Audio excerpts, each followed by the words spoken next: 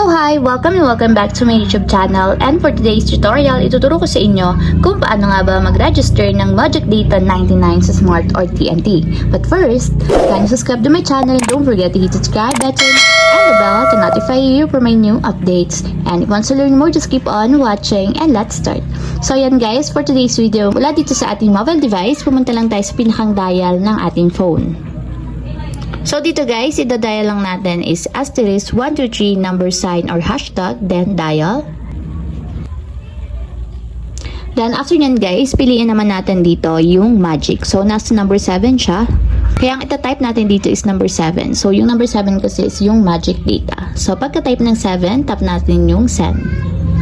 And dito naman guys, piliin natin yung number 1, so yung data, then tap send.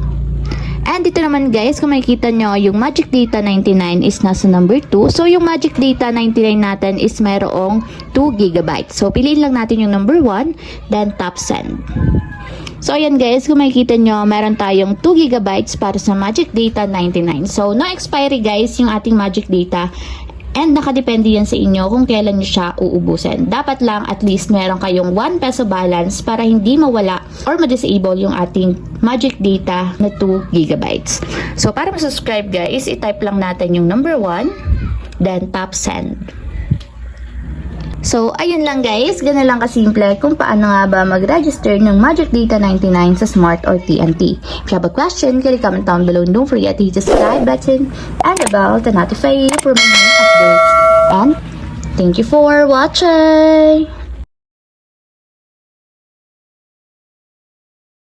Living life, every day, late at night, not okay.